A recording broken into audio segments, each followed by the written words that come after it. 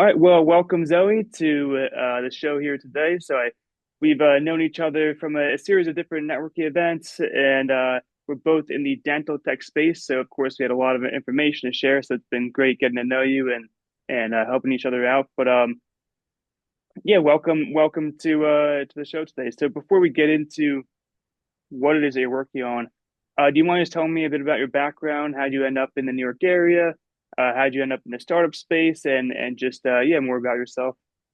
Yeah, sure. Thanks for having me, Brendan, and good to be here. Yeah, so a little bit about me. I'm from Northern New Jersey. I currently live in New York City, and I've actually been here for 11 years. I went to Columbia for dental school.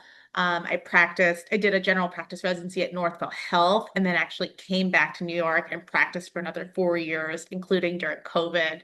And when I was practicing here, I really saw firsthand how outdated and inefficient care coordination was, and just the system and how it was set up.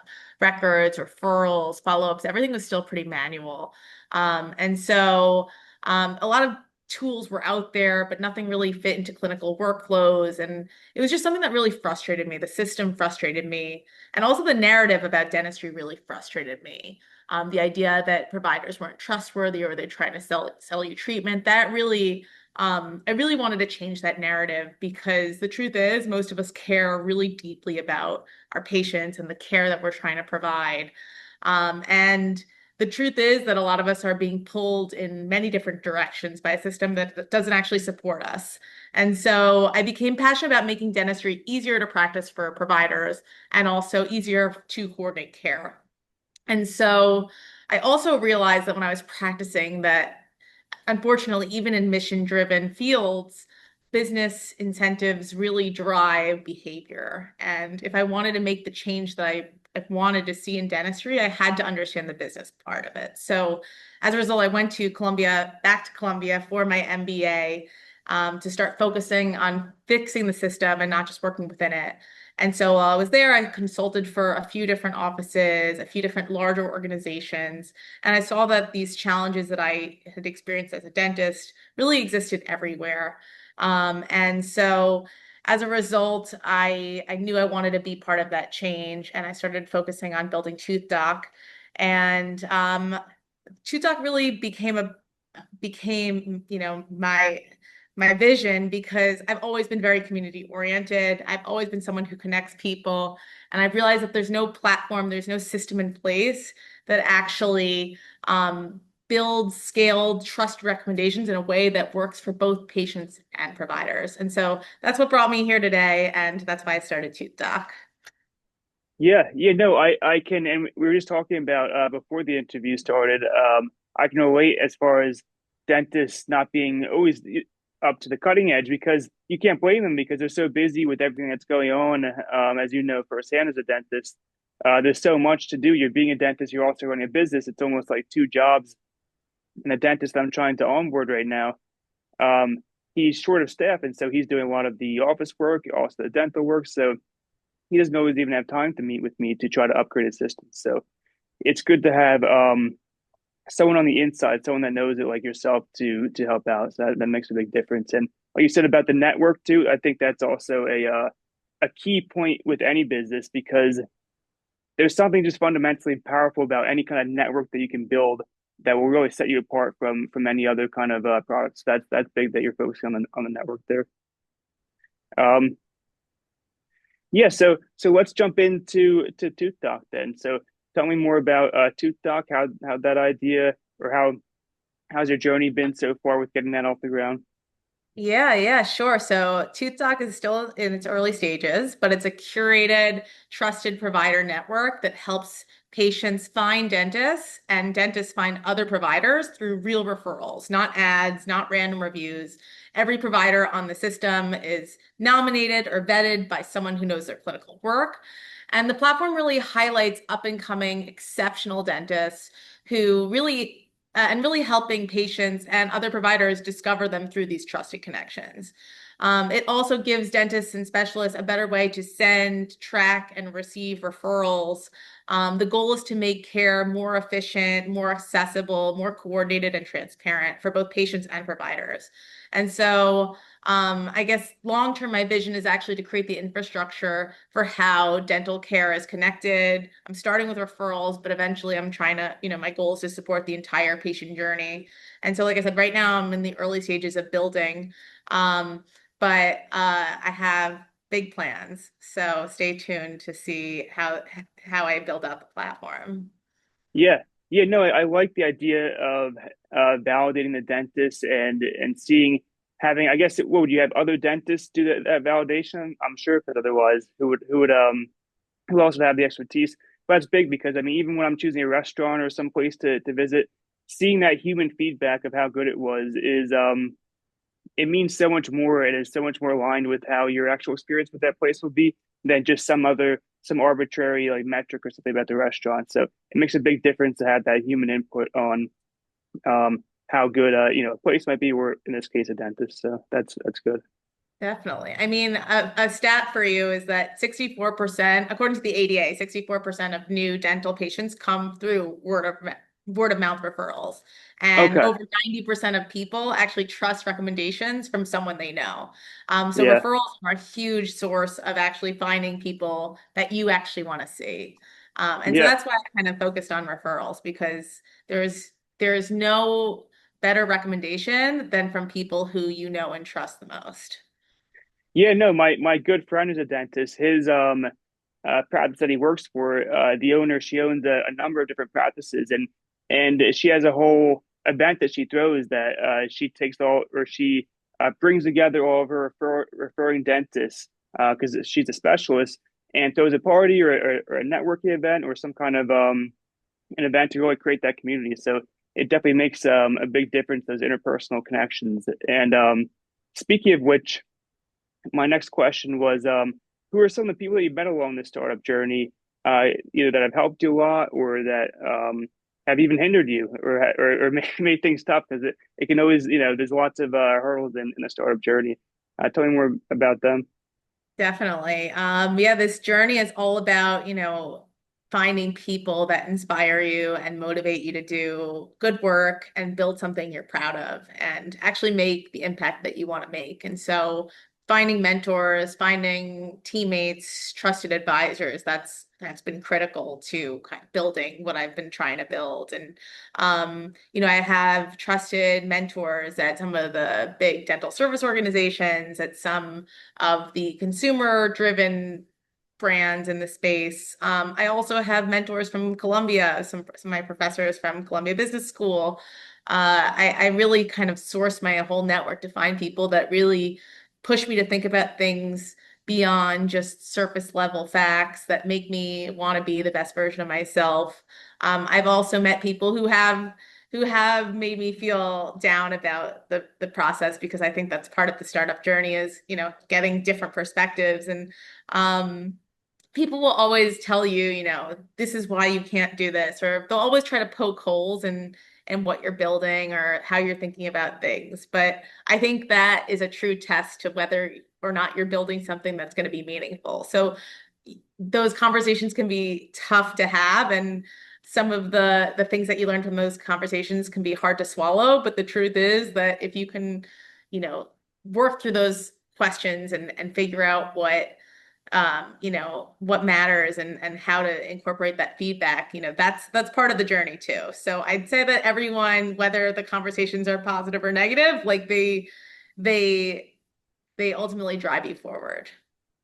Yeah, yeah, no, and I talked with the previous guest, Stony, about a bit of this, and it's yeah, negative. I mean, critical feedback is important, but just being able to distinguish between when it's like just negativity versus like good constructive feedback, and I would say, yeah, if it's someone that is very much an expert and has worked recently done work in the area that they're giving advice on, then by all means, definitely take their criticism. But if it's someone, for example, I had talked to a dentist that thought there's no way that voice AI will get to the point where it could have a conversation within the next like couple of years, which I completely respect his expertise in dentistry, but I did completely disagreed though with because he's not an AI guy, he's a dental guy. But no, so it's good to be able to distinguish between those two and not get discouraged if someone shuts things down, because that can often happen. But yeah, no, that's great that you're really drawing on your network and taking advice from all over. Did you have a specific mentor that's really um like brought you up? I know myself in the dental space, there's someone that I met that has been critical, and he found his own software company and has really helped me help guide me through the process. So, is there anyone that's really helped mentor you? Yeah, I would say, oh my God, so many of my professors from Yeah, Columbia, especially, just thinking of a few, class called Launch Your Startup, where Brendan Burns, Carly Chase, all these different professors, Steve yeah, Winchell, really just helped me kind of validate the idea. So much so that I felt the conviction to go ahead and do this full time. Like all these different people in my network have really helped me navigate this transition and help me think about the industry in just a different way. And I'm really grateful for all that help. yeah. Yeah, no, because I mean, one of the toughest parts about starting a startup is that you just can't see the light at the end of the tunnel because you haven't done it before, and so Yeah. you don't know how long it takes. But to have someone like that that's very experienced in the industry, reassure you that you're on the right track goes a long way to help keeping you stay motivated or keeping you motivated. So that's big.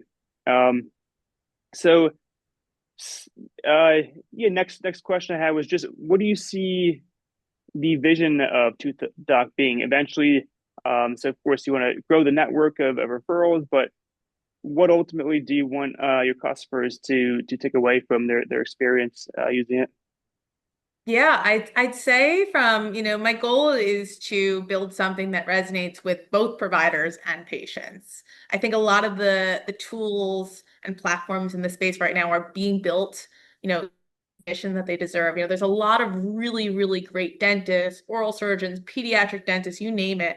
And they have these thriving practices, but people don't know them. And people rely on their network to try and find that person, but it's hard. People sometimes forget who they went to, or they get caught up and they're like, I'll send you the name, and then they kind of forget. And going to the dentist isn't always something that people want to do. I understand that. And so if I can help highlight those exceptional providers, I want providers to look at this as a way to expand their patient base, strengthen their relationships with their patients, make patients more competent in actually getting the care that is recommended to them. I want them to feel that the process is transparent. It's easier for them to practice.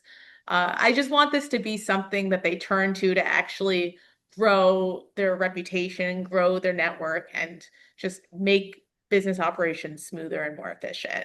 From a patient perspective, it's really hard to know who to go to. And if you know, I see people who move to different cities and they're like, I need to find a new doctor or I need to find a new dentist, but it's really hard. I don't know who to go to. I'm just going to go when I go back to wherever I'm from. And then they have an issue and then they don't know where to go to and they're kind of in a bind. I also see patients who need to get specialty care and maybe they're not happy with, who they're seeing now. And maybe it's just, something it has to do with insurance. Maybe that provider doesn't take their insurance and finances are their top priority.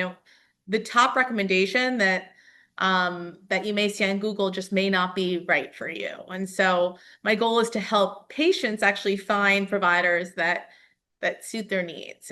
If they're looking for someone in a certain area, if they're looking for someone that takes their insurance, or if they're looking for someone who can see them same day, I want people to find those providers and I want them to feel confident going for that treatment. Got it. So I knew that your system would do referrals from one dentist to say a specialist. So would ToothDoc also be for patients? It sounds like they would directly find a dentist for a general dentist for their 6 month checkup or any other general treatments. That's the long-term vision. Through my platform, Okay, yeah, even though it is a platform for dentists to actually digitize and streamline and track their referrals, my goal is also to make a patient-facing interface that actually right. allows them to look at these providers and use data to inform, who they want to go to. Yeah, no, I like that because it kind of naturally builds on you have all this information about this dentist has a lot of dentists that thinks that believe that he or she's a good dentist, and so why not extend that to leverage that information to help out the patients too? So that makes a lot of sense. Sure. I mean, honestly, I obviously have my network of dentists that I know and I trust, but when a patient comes to me and says, "Oh, there's this incredible doctor that I went to. Have you heard of them?" I take that recommendation seriously because if a patient Yeah, is really not impressed, that makes me think, okay, this person has great bedside manner. This person is great at communicating. This person is just someone that people actually want to go see. Let me look into this and maybe I'll refer more patients to that provider. So I think patients are a great source of recommendations as well. yeah, no, I'd never really even considered that because I always think of doctor referrals being one doctor to another, but it makes sense. I mean, even if the patient doesn't know the technical parts of dentistry, they just know how they felt through the experience, and so that's a big part of it. So that's interesting. And do you have any ideas yet for how you would collect that information? Like, would you just would that be part of the maybe like a feedback process after? I know this is sort of in the future, but I'm just curious to kind of pique my interest. Would the patient just go in and then maybe afterwards the dentist, the staff member, ask them how their experience went, and then they record Yeah, that down? I mean, that's definitely something that I've thought about. Yeah, But just to build my network, so at business school, now that I'm doing ToothDoc full time and I'm not really practicing the way that I was before I went to business school, and I'm referring people all the time. I probably send 1 to 2 patients a week to different providers because people ask me, they say, who should I go see if I need a root canal? Who should I go see if I need to take my child to the dentist? And I realized that I was making all these recommendations for different providers, but I didn't have like a trusted kind of list of, I just kind of thought of people off the top of my right. head. And so what I'm actually trying to do now is source different recommendations from patients, from other providers to kind of Ah, come up yeah. with this list. Oh, Because okay. I see. Yeah. so that's the way that I'm thinking about it now. So I'm actually launching that soon. So if you're listening to this and there's a doctor or the dentist that you really love and you recommend and you would go see or you'd recommend that your parent or your sibling or child go see, I want to hear about it. So definitely stay tuned for that. Yeah, yeah, no, I mean, data is incredibly valuable these days, as everyone knows, and so to collect that patient data, that's big. And of course, there's a lot of controversy about collecting data, but to use it directly to turn around and help those people that gave it to you, the patients, I think that's probably the best way to use data. So that's good. Um, yeah, and what would you say? And we probably just mentioned some of the ways, but what would you say makes your product at the forefront, or what will make it at the forefront of the industry? What separates it apart from other products? Yeah, I mean, I am building ToothDoc from the problem. Like, I'm not building a solution that just to build a Right. solution.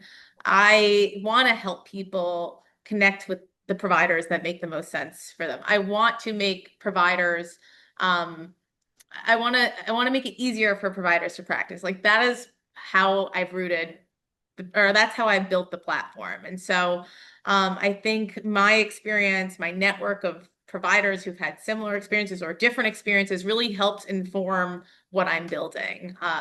And so it's a solution that's built based on tons of different providers' feedback. And I think having that lens of actually building something from experience really will set the product apart. And my goal is to iterate. I really hope that I get feedback that helps me build it. I'm building something for the people, and that feedback is absolutely critical. So I think that's really what's going to set ToothDoc apart. Yeah. Yeah. No, it really is crucial to just completely or through and through operate in that customer experience space because at the end of the day, there's nothing really outside of that space. If there's something that the customer doesn't experience in some way or another, then it really doesn't exist as far as the people that are willing to pay for your product. would care. So it really is essential to always think in that space. That's big. That makes sense. Um, and we mentioned earlier that and we both are in the New York area. How's it been starting a startup? Of course, it's famous to move out to Silicon Valley, start a startup there. But there's also a big scene here in New York, and so I'm curious how that's been starting in New York City. Yeah, I mean, I think New York is the place to be. I mean, no shade to Silicon Valley. It is definitely the hub of startups. But New York, there's everything is here, There's tons of talent. I've met so many different technical co potential co-founders or potential talent to work with me. We actually just had New York Tech Week a couple of weeks ago, and people were flying from around the world to come to these events that are right in our backyard. So I think it's a real privilege to be able to build here because, you get to meet so many interesting people, so many different investors, so many different, like I said, technical people, so many different dentists. It's really a great place to build and grow your network. So if anyone's listening to this who is thinking about moving to New York and starting a startup, I would highly recommend coming here. Yeah.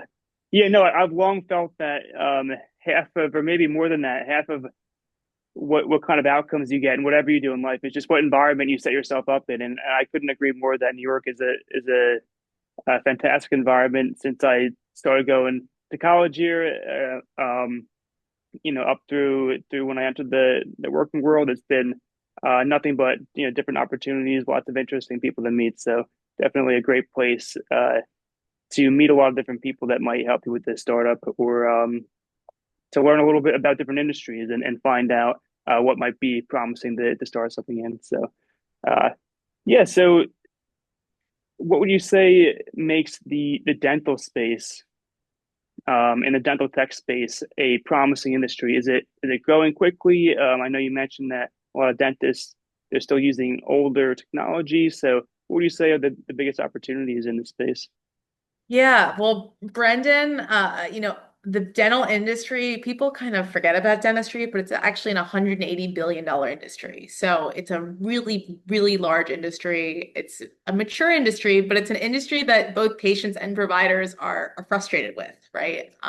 There's a lot of improvements that can be made in really every facet of the industry. And it's very fragmented. When I tell people about dental software, particularly, people think that it's the same as medicine. But the truth is that it actually has, while it's obviously healthcare and there's a lot of similarities, it's very fragmented. For example, in healthcare, most hospital systems or practices they'll use Epic, right? That's the market leader in terms of dental medical software. In dentistry, it's way more fragmented. There's about 8 to 12 different EMRs and PMS systems that people use.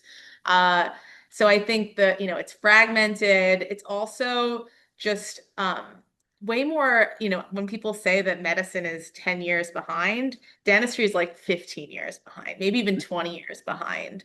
So I think given all of those different facts, I think dentistry is really ripe for innovation, and I think people are ready for it. Yeah, no, that's encouraging to hear, especially since I'm also in the dental space. Because I've had some people tell me that there are a few software companies that kind of have a lockdown on the dental space, but no, I've seen I've been able to talk to many dentists that it doesn't seem like they haven't looked at all the options and they're basically 100% going to go with like whatever the leading software provider is. That's not the sense that I get. It's sort of they're very open minded to different options. So and like you said, it's not like there's no monopoly. It's a more fragmented market. So I definitely feel that there is opportunity. So that's good that an insider like yourself agrees with that. Um, okay, so what are some of the biggest challenges? Of course, any startup there is lots of challenges. So pick one. But what's one of the biggest ones that that you've run into that you think would be that maybe some people out there that are also in this might relate to or find interesting? I think yeah, the founder journey is definitely unique. But yet we all have the same problems. I'd say, oh God, where to begin? I think when it comes to the founder journey, probably the biggest challenge is, how are you going to spend your time most effectively? You have so many things you have to think about. There's so many things you want to do. You have big dreams, big visions, um, but you're really responsible for, everything. You're responsible for building a team. You're responsible for the product. And you're responsible for legal things that you don't even want to do, right? So Hmm. I'd say that, you're being pulled in a million different directions, and sometimes you just don't know what to do. And I think that's where you really rely on your network. You rely on, the people that you trust and you look up to for guidance, because it can be stressful. It can be a lot of work of doing things that you don't know, and you have to figure it out. So I would say for anyone who's listening to this, if you feel like you're drowning or you feel like there's so many different, directions you're being pulled in, that's totally natural. It's part of the process. Everyone experiences that. It's just, one foot in front of the other, and looking to the people that inspire you. And it's pretty incredible what you're able to build with persistence and just being able to be resourceful. So I guess that's my experience. Yeah, no, it really is in software, in any kind of business, I would imagine, essential to prioritize. You have to prioritize whatever the most important things you need to be doing are, and those are the things that have the highest return on investment. So what can you do that's going to take as little time and resources as possible, but yield the most value, and just keep a list of those, and order the list in terms of priority, and just always focus on those top things, because there's an analogy where, so imagine you're trying to chop down a tree, and every time you swing the axe to the tree, you hit a different part of the tree. You'll never chop it down, right? But if you focus on one spot, you'll get through, right? So not that I'm advocating chopping down trees, but it's a good way to realize that if you focus on the top things that you need to get done, then you can get them done a lot quicker, and get a lot of value out of them. So that's big. That's important. Yeah, I mean, And I think also, yeah, oh, I was going to say also in healthcare, I mean, you know it better than anyone, building trust in healthcare and building something like scalable and impactful really takes a lot of time. It takes a lot of persistence. You can't rush it. And so, but you also are so excited to build, and you want to just kind of throw something into the market and kind of get that feedback. So I think that's also especially really hard, and something that I think as healthcare founders specifically we deal with is, we want to make that impact and we want to put something out there that we're really proud of. But like I said, building trust in healthcare just takes time. yeah, no, that is important as well. And it can be tough. If you're a first time founder, what can you say to a dentist to convince or to build enough trust with them that they trust you to use their patient data, which of course is very sensitive data. They don't want it getting hacked. They don't want it getting if you're connected to their system, they don't want you interrupt or overriding some important information in their current system. So all those things come into play when you're trying to move as quickly as possible to roll something out, and you have to kind of make sure that you are moving as quickly as possible. But one of the things that you have to do along that path is to make sure that it's HIPAA compliant. All that data is good, and then that can that'll go a long way, of course, to build trust with the customer, with the dentist. So, but yeah, speaking of these challenges, I'm sure you've come up with different methods of doing things, or good thought processes, whatever it might be, to overcome them. So, do you have a word or some kind of advice for the anyone in the audience that might be listening that either wants to start a startup or is in the middle of starting one, that could help them along the way? Yeah, I'd say, I think the best piece of advice that I've gotten was, start small, solve something real, and build from there. Don't build everything, just build, everyone talks about building an MVP, but which obviously you do need to build, but build something, get feedback, iterate, and just keep building based on that feedback. You want to build something that people actually want. You want to build something that actually moves the needle.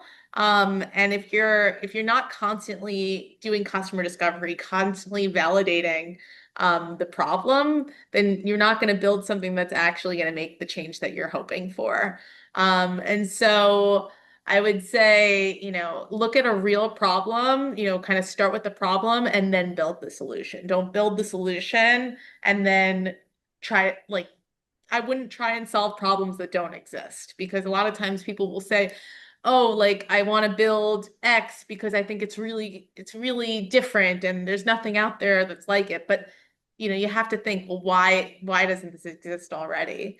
Why hasn't someone attempted to build this before? And that's constantly what I'm doing with TooToc. Like, why doesn't a referral system exist? Why are people still using paper? Why is the system set up the way it is? And so I think if in healthcare, look for there's so many different problems with the system. Like we all have experienced them as patients, providers, there's tons of them. So look at those problems and see, why aren't they being addressed and what do you think are the reasons that people aren't trying to address them? You're basically trying to find look at the problem in a way where you're constantly trying to test different solutions to that problem, but actually understand the problem in every way. Yeah, yeah, I couldn't agree more.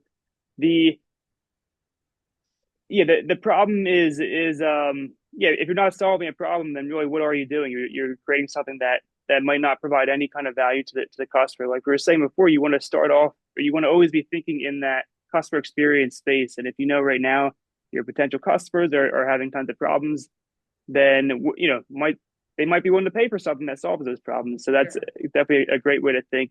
And as far as the proof of concepts or the MVPs, definitely agree with that. That's basically what you want to do is you want to have do as little work as possible in order to create something that can validate an idea.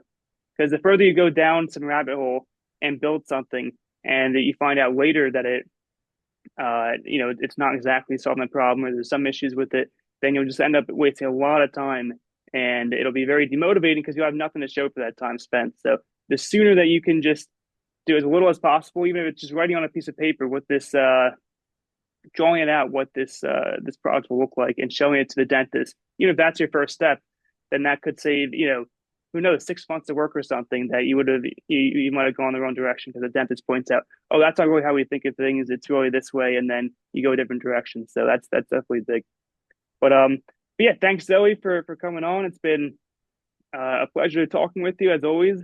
And since we are in the same space, some of the things that you've mentioned have even maybe course corrected some of my own work that I'm doing right now. So I appreciate the all the information that you've given myself and the audience, and it's been a pleasure talking with you. Yeah, thanks so much, Brendan.